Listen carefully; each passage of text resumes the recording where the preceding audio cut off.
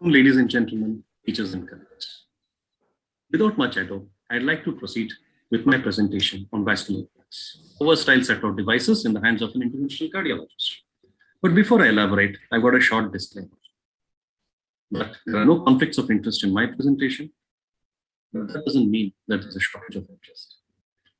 This presentation is a crystallization of the set of experiences and knowledge accumulated by myself as well as my colleagues and my teachers over the last few years. And this is what I'd like to be presenting in the next few slides. What are plugs? Plugs are any devices that occlude. They can be cardiac plugs or the cardiac occluder devices, which we commonly use, like VSD, ASDs, and PDAs.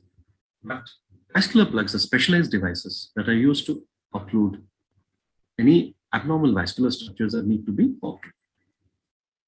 What are the types of vascular plugs that we have? The common and the popular ones are the Amplatzer group of plugs from AVP 1 to 4.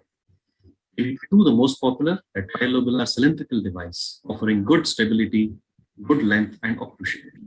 AVP 4 is a smaller device, bilobed, and can be used to deploy because of its size in small tortuous vessels also.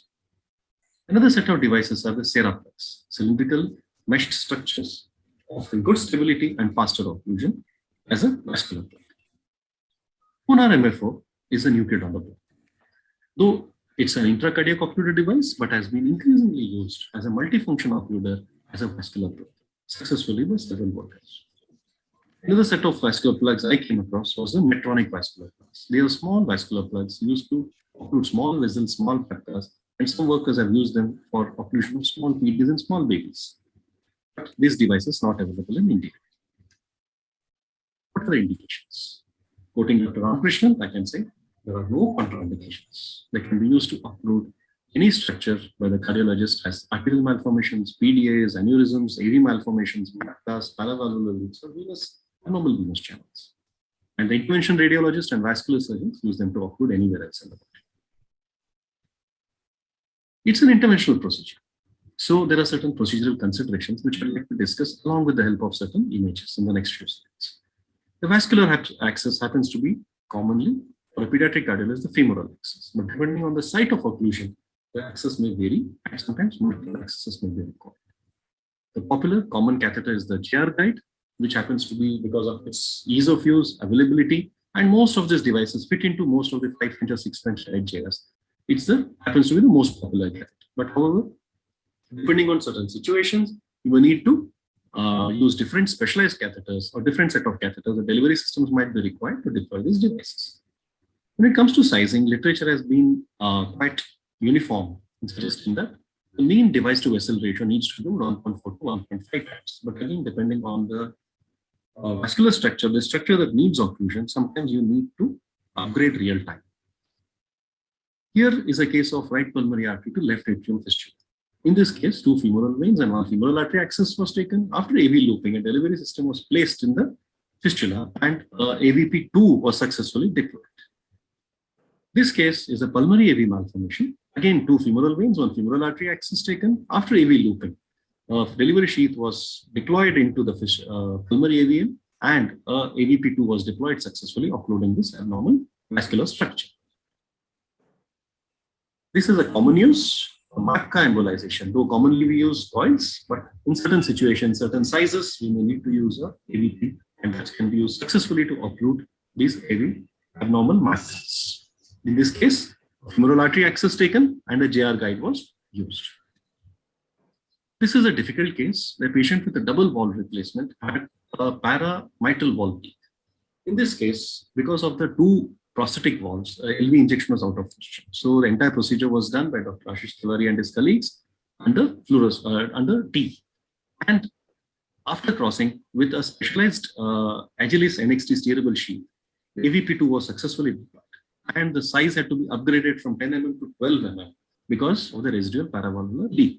But after deployment of the 12 mm, the successful paravalvular leak could be occluded. This saved the patient from a repeat surgery, which you can imagine the morbidity which could be offered to this patient if it was not for this device. This was a child with pulmonary atresia, VSD, and a MACA, and she developed a rapidly growing aneurysm in the MACA. So, fearing a rupture, we decided to occlude the opening of the MACA. We used an AVP2, deployed it successfully, looked stable, But shortly going to the anatomy, and as I have mentioned, the peculiarities of these malformations, the device embolized, as can be seen here, that device has moved out and out into the aneurysm. So as a bailout procedure, we packed several coils into the aneurysm in the hope that it could be occluded. This is a case from Dr. Nageshwara. This was a 17-day unit with respiratory distress, and the cause of respiratory distress happened to be a umbilical AV malformation. And this malformation started bleeding from the umbilicus. So right axillary axis, artery axis was taken, a JR guide was used, and an AVP4 was first deployed, then a few coils. But despite these two sets of devices, the occlusion was not satisfactory. Therefore, a Konar MFO was used to occlude this vessel successfully after deployment in this malformation. This is an off-label use in one of cases in our hospital, where this child with a tracheostomy fistula after surgery developed bile coming out of the ET tube and recurrent pneumonia of the right side. So, suspecting an abnormal communication, since this case was brought to our notice, we decided to take up this child in an interventional laboratory and identified the communication between the trachea and the bronchial tree, as you can see here.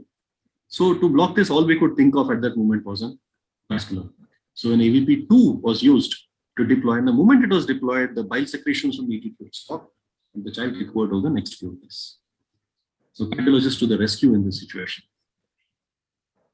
What are the advantages of vascular plugs? Vascular plugs offer easier delivery, good profile, rapid occlusion rates. You don't need to really wait for a long time. Within minutes, you can observe the occlusions.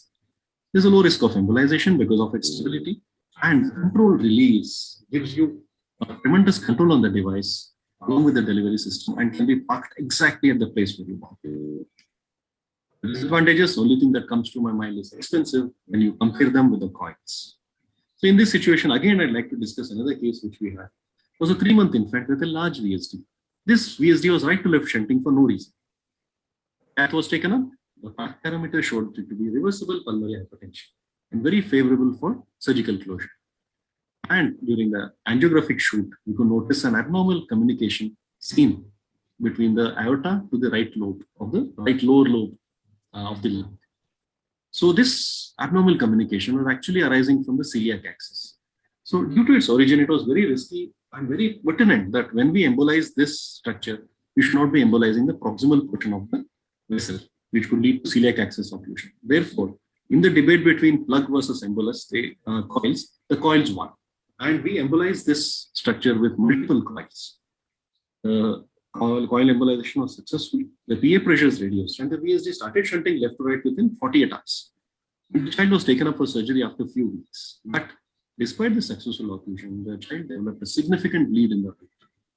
So at that moment, again, we went back. We could think that was the choice of coils better than a plug? But even now, the debate is on that it would be a better choice with the risk of celiac axis getting occluded. Finally, I'd like to conclude that vascular plugs are versatile devices. They have got a small profile, making them easily deliverable in small sheets or catheters. There's a good control in the deployment. There's good success rates. They're highly dependable. They may be a little expensive compared to coils. And I'd like to note that all these description actually can be used to describe an Indian Army soldier. They're dependable, the success rates are high, and they maintain a low profile. Thank you very much.